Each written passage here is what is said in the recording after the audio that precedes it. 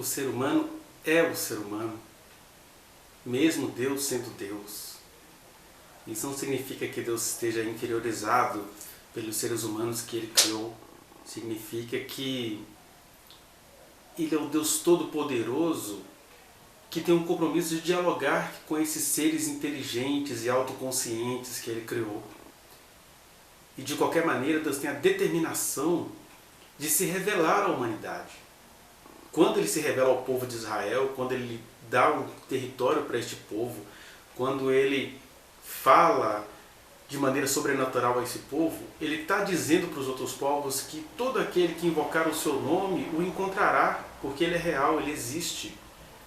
Por outro lado, a gente vai aprendendo na historiografia de Israel, precisamente aqui no livro de Josué, especificamente no capítulo 22 de Josué, dos versículos 10 até o 34, um texto extenso, a gente vai aprendendo que os seres humanos eles constroem situações elegantes, imponentes, maravilhosas, que impressionam a si mesmos, nos impressionam, né, nós como humanos, mas são situações e são objetos para esconder a nossa mediocridade, o fato de que a gente não está a fim de consultar ao Senhor. E o que eu quero te convocar é que você leve a sério a voz do Senhor na sua vida. Se Deus resolveu falar com você, igual Ele tem falado com este povo, aqui nos nossos estudos isso fica muito claro, você precisa levar a sério a voz do Senhor para que você não venha disfarçar a sua falta de compromisso com monumentos, com construções, com mediocridades mil. Quem não recebeu a luz do Senhor já está perdoado. Mas quem recebeu, Deus dialoga, Deus recebe as nossas mediocridades, mas as nossas omissões acabam pesando contra nós mesmos. É isso que a gente vê neste trecho que eu já citei de Josué, no capítulo 22. O que acontece com as 3 tribos do lado de lá do Jordão? Eles criam um argumento. E a gente está aí com um problema de uma divisão natural no território. Tem um rio atravessando a nossa terra, a terra prometida, e a gente precisa, né? Se esse pessoal resolver achar que nós não pertencemos a eles por causa desse rio, tem uma divisão natural, que mesmo assim não justifica muito, porque quando você vai lendo a geografia do Rio Jordão, que vai de norte ao sul, né? Tem ali o Mar da Galileia ao norte, ele deságua no Mar Morto, no Mar Salgado, a gente vai vendo que em várias estações do ano, em vários períodos do ano, tem os vales, né? Um vale, que diz a geografia que o Jordão está abaixo do nível do mar, então ele já é num vale, né? E dependendo da época do ano, é possível atravessar facilmente o Jordão aí, sei lá, com no máximo 1 metro de profundidade, você pode atravessá-lo a pé naqueles vales, que a divisão então não era tão difícil. O Jordão não é navegável, né? Diz os geógrafos, ele não é navegável, mas ele é atravessável. Só a partir do Império Romano é que você começou a construir pontes em alguma região do Jordão. Mas o fato é que aquela divisão natural, que nem era uma divisão, era dizer o seguinte, era uma terra que emana leite e mel mesmo. Inclusive no centro dessa terra tem um rio, né? Um rio que vem lá das bandas do Líbano. Mas eles entenderam isso o quê? Eles entenderam que essa divisão natural poderia virar uma divisão psicológica. Então o que Ruben, Gad e a meia tribo de Manassés fazem? Eles erigem um altar, eles edificam um altar ali na região de Gileade, ali indo para o centro-norte. Eles erigem um altar imenso, e aí o pessoal das tribos do lado de cá do Jordão, do ocidente do Jordão, eles falam assim, esse povo está fazendo um altar à parte, quando Deus disse que tinha um lugar específico de culto, que à época era Siló, né, o Silo, vamos todo mundo lá. Aí diz o texto que eles se organizaram, fala inclusive que o altar era grande e vistoso, aí fala que eles se organizaram, e a organização foi assim, foi o sumo sacerdote Finéias e mais 10 príncipes de cada tribo, né? E é engraçado que o texto faz essa divisão, né? Então os filhos de Israel foram questionar as 2,5 tribos. Então já cria essa divisão estranha. Quem está do lado de cá é filho de Israel, quem está do lado de lá são as 2,5 tribos. Já ficou uma coisa esquisita. E aí eles vão lá e chegam, e é interessante aqui no versículo 22, olha como é que as 2,5 tribos respondem. O poderoso, o Deus, o Senhor. O poderoso Deus, o Senhor, Ele o sabe, Ele mesmo saberá. Eles repetem 2 vezes a expressão o poderoso Deus, o Senhor, para mostrar o seguinte, olha, ninguém está brincando aqui não. Qual foi a resposta que eles deram para as demais tribos do lado de cá do Jordão? Olha, se a gente está edificando um altar para fazer um culto à parte ou para oferecer ofertas pacíficas, Deus o requer de nós. Mas nós estamos edificando esse altar como um memorial. No último versículo vai falar que eles chamaram o altar de altar do testemunho. Memorial para quê? Porque os filhos de vocês, no futuro, vão dizer para os nossos filhos: o que vocês têm conosco, já que vocês estão do outro lado do rio? Então a gente colocou um altar como um testemunho. E aí30 mal entendido parece que cessou, né? Porque o versículo vai dizer, tanto o versículo 30 e 33, vão dizer que, ouvindo isso, o sumo sacerdote, eles se deram por satisfeito. Então é por isso? É só um memorial? Beleza, todo mundo voltou para casa, não ia ter mais guerra entre irmãos. Deram-se por satisfeito. Mas é interessante ter esse texto registrado na Escritura, no livro de Josué, porque ele traz algumas coisas que a gente precisa pensar. A primeira é essa visão traumática que o povo de Deus fica muito próximo de Deus e acaba tendo uma visão traumática, né, sobre o Senhor. Quer dizer, Deus se revela para a gente, Ele está no meio, Ele está nos dando nutrição, está nos dando providência, está nos dando condições financeiras, está nos livrando de vírus. Mas quanto mais Ele se revela em amor, em acolhimento, mais a gente começa a adquirir uma visão traumática. Porque se eu não fizer assim, Deus vai fazer isso? E eles revelam de onde vem o trauma deles, né? Por exemplo, lá no versículo 17 eles vão falar: vocês não se lembram, as tribos de cá, falando para as 2,5 tribos de lá, vocês não se lembram do que aconteceu em Peor? Que Deus colocou uma praga sobre nós e essa praga até hoje a gente tem consequências dela? Né? Que foi o caso lá que o Balaão promoveu um carnavalzinho, já que ele não pôde profetizar contra Israel, e promoveu um carnaval e Israel caiu literalmente de boca na abominação. Aí, para livrar a alma deles, houve uma praga que cessou, mas eles, pelo que estavam dizendo, algumas pessoas ainda sofriam as consequências daquela praga. Né? Aí o que acontece? O ser humano arruma uma encrenca, o ser humano faz meleca, o ser humano faz porcaria, e ele começa a colher as consequências disso, mas Deus é que vira o culpado. Que é o que a gente faz, né?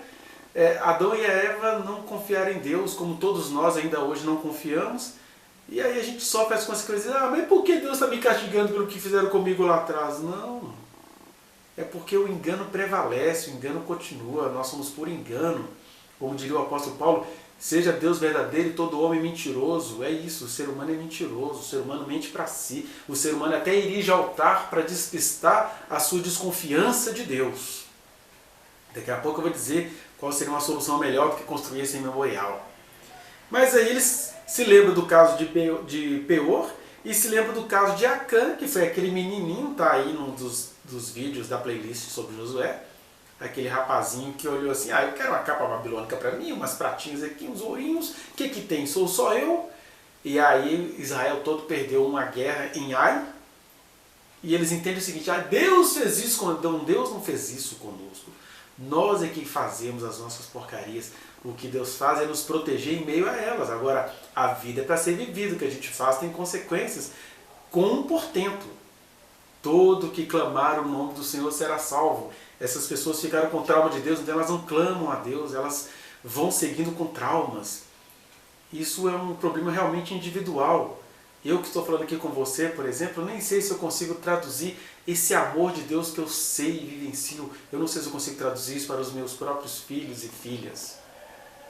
Porque é um problema individual, é uma leitura que o ser humano faz, porque o ser humano tem mais do que essa divisão do Jordão nos territórios de Israel, o ser humano tem uma divisão entre Deus e o seu ego, é um problema sério. Então eles lembram disso: a gente veio aqui então bater em vocês para que Deus não nos massacre de novo. Em outras palavras, é o que eles estavam dizendo. Aí eles explicam, né, que aquilo era um memorial, que eles não iriam cultuar, Mas seja esse medo traumático de Deus que as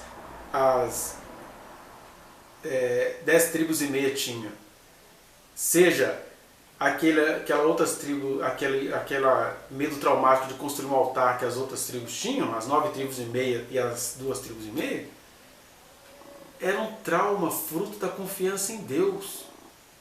Porque desde sempre, desde os tempos de Adão, dos tempos de Noé, dos tempos de Moisés, todo aquele que clamar o nome do Senhor será salvo. A gente vê isso pela história de Raabe, a gente vê isso por aquele misto de gente que atravessou com o povo o Mar Vermelho.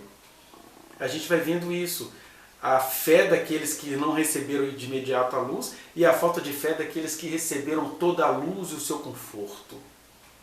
E ela se repete aqui.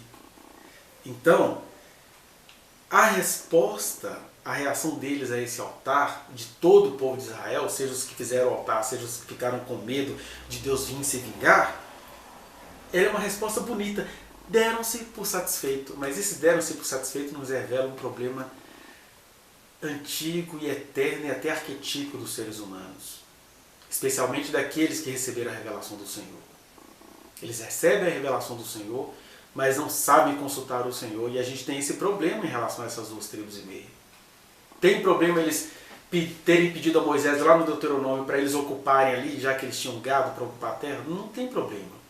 O problema é que Moisés não consultou o Senhor acerca disso, porque a terra não era prometida para todos, ela não seria distribuída por sortes. Por que quando eles pediram aquela terra, eles não consultaram ao Senhor? Olha, o que vocês estão falando é bom, vocês têm gado, a terra tem muito pastos, mas vamos consultar o Senhor? Porque se Deus nos fez atravessar o Mar Vermelho, andou conosco numa coluna de nuvem de dia, uma coluna de fogo de noite para aquecer esse deserto, e fez tantos milagres extraordinários que são tão milagres que quando a gente conta as pessoas não acreditam, ou as que acreditam morrem, babam de inveja e nos odeiam. Até hoje Israel é odiado por muitos povos pelos milagres que Deus fez a ele por questões circunstanciais, não é porque eles são melhores do que os demais povos. Mas milagre é assim, as pessoas não acreditam, elas babam de inveja de você. E aí, esse Deus que fez isso tudo não merecia ser consultado na hora daquelas 2 tribos e meia assumirem a Transjordânia, o lado de lá do Jordão? Aí eles assumem aquilo lá. Tá vendo? Não consultaram o Senhor, deveriam ter consultado. Quem vive no meio de milagres, quem vive no meio da provisão, precisa consultar o Senhor. E isso cada um é que sabe de si diante de Deus. Eu sei da vida que eu levo, eu sei que eu preciso consultar o Senhor em muitas situações. Não vou ficar aqui fazendo publicidades para vocês. Mas eu estou te falando isso com a seriedade daquilo que eu vivo. E aí o que acontece? A tentação de não consultar o Senhor vem desde Adão e Eva. Não consultar o Senhor. Ele iria dizer, olha, podem ficar aí. Ou iria dar outros critérios, talvez. Iria dar outras orientações. Mas não. Moisés se deu por satisfeito. Se é por isso que vocês querem, tomou um sustinho, ficou satisfeito. Aí agora é Josué e o sacerdote Finéias, né? Eles falam assim, é isso? É só um altar memorial? Então tá bom, estamos satisfeitos. Só que tanto a construção desse altar, quanto o estamos satisfeitos, esconde isso. Quem recebeu orientações específicas de Deus deveria consultar o Senhor. Deus, quando se fez homem, fez assim. Vocês acham que Jesus fazia milagre por esporte? Que Jesus multiplicava pães, ressuscitava mortos de 4 dias, expulsava demônios, curava enfermidades estrondosas, sem consultar ao Pai? É por isso que os evangelhos sempre resistem. Jesus, deixando-os, tomou um barco à parte e passou a noite no monte. Porque fazer sem ser é desgraça, já dizia o querido Caio Fábio no ano de 1991. Ele disse, olha, não adianta, Deus tem um compromisso com você, você vai até fazer. Mas mais do que você fazer aquilo que Deus te destinou para fazer, você precisa ser. Você precisa ser alguém da presença do Senhor. Você precisa consultar o Senhor. Aí, na segunda situação que envolve as 2 tribos e meia, o sumo sacerdote não consulta o Senhor. O texto não diz isso, né? Porque eles poderiam falar assim, gente, beleza, mas essa não é a terra prometida? Vamos de novo consultar o Senhor sobre essa situação. Senhor, este povo dessas 2 tribos e meia estão com medo de que os nossos descendentes duvidem de que eles pertencem a nós por causa dessa divisão natural chamada Rio Jordão. Tá tudo ok, Senhor? Pode ser assim? E Deus poderia se manifestar, seja endossando o que eles fizeram, seja dando outros pareceres. Mas a gente morre de medo da resposta de Deus porque a gente acha que Deus é esse Deus que chega castigando no caso de Peor e castigando no caso de Acã. E isso nem é Deus castigando, isso são as nossas ações humanas que produzem. Então, o que eu te convido a refletir neste dia é que a gente precisa tomar cuidado, porque certos memoriais, certas construções bem intencionadas, certos questionamentos que acabam com deram-se por satisfeito, só estão escondendo a nossa mediocridade, a nossa vontade de ficar bem longe de Deus. A gente adora um mediador. Desde que ele não seja Deus, a gente adora o mediador. Por isso que o Evangelho clama e proclama: por isso há um só Deus, um só mediador entre Deus e os homens, Cristo Jesus. Mas a gente não quer Cristo Jesus, a gente quer pastor, a gente quer presidente da República. Jesus é Deus, né? Jesus é Deus, então a gente não quer. Porque Jesus ser mediador significa que não precisa de mediador. Estamos falando diretamente com o Senhor de todas as coisas. Mas a gente não quer. Aí a gente constrói um altar vistoso, imenso, para esconder o medo que nós temos daquele Deus que castigou no caso de Peor e que castigou no caso de Acã. Mas sabe quando é que esse medo é curado? Você que crê tanto em Deus quanto tem trauma dele. Sabe como que esse medo é curado? Quando você consultar ao Senhor. Senhor, o que o Senhor tem a nos dizer realmente sobre esse fruto proibido? Senhor, tem um rio dividindo a nossa terra, o que a gente faz? Sabe quem fez isso por excelência e por isso foi chamado de homem segundo o coração de Deus? Foi o rei Davi. Cada guerrinha que ele precisava ir, ele tinha que ir naquela guerra, que os filisteus eram terríveis. Ele consultava o Senhor. Senhor, eu posso ir para esse lugar? E aí, à época, às vezes era através do Urim, do Tumim, ele consultava o sacerdote. Mas ele consultava o Senhor. Consultar o Senhor na nossa geração parece pagar um mico, né? Seja por parte dos cientistas que acham assim, que agora é tudo ciência, seja por parte dos ideólogos conservadores que acham o seguinte: que consultar o Senhor, já está tudo aí. Consultar o Senhor não, a autoridade máxima é o presidente. E Davi, nem aí, ele consultava o Senhor. O desejo de Deus é que você o consulte para que se cumpra aquela palavra eterna dita por Isaías. Todo que invocar o nome do Senhor será salvo, porque o Senhor quer ser invocado, porque não tem outro jeito de eu e você sermos humanos a não ser invocando, atraindo para nós a voz amorosa e eterna do Senhor. E por isso mesmo, sendo evocado pelo mundo, evocado pela existência, é se entumecer da presença desse Senhor em situações bobinhas, que não eram tão bobinhas assim. Para que um povo ia construir um altar imenso se o medo deles não fosse real? O que Deus queria é que, em meio a um medo real que você tem, que você o consulte. De fato, nós nem existimos no universo. É normal que a gente tenha medo. E qual é a recomendação? Lance sobre ele toda a sua ansiedade, porque ele vai se revelar, ele tem cuidado de você. Então, quando você for ler Josué, capítulo 22, do 10 ao 34, lembre-se dessas palavras aqui que eu estou compartilhando com você, porque isto, junto com esta letra, isto que eu estou te dizendo, é palavra eterna de Deus. Ele quer ser invocado, especialmente por você que recebeu dele revelações. E você também que acha que Deus está tão distante, invoque-o, clame, não saiba viver sem ele, porque quem se orgulha de saber viver sem o Senhor, e há quem saiba, está vivendo em função de alguma outra coisa que é vaidade, se vai, é perda de tempo. Daí também o Salomão, das poucas coisas boas que ele fez na vida, foi isso. Antes dele edificar templo, de construir altares, de fazer uma outra coisa, o que ele fez? Ele consultou o Senhor e Deus falou: que Salomãozinho, filho do meu querido Davi, homem segundo o meu coração, você não me pediu riqueza, você não edificou altares, você não construiu casa sem me consultar, por isso eu vou te dar tudo, até o que você não pediu. Você queria sabedoria? Eu vou te dar uma vida cheia de sabedoria. Ele não perseverou em clamar ao Senhor, mas foi clamando ao Senhor que ele teve essa resposta. E eu te convido, clame desinteressadamente, não é para ficar com riqueza de Salomão, não. É clamar ao Senhor, porque a minha vida tem de estar embasada nele. Sem ele, o espermatozoide e os óvulos que me formaram não tem significado nenhum.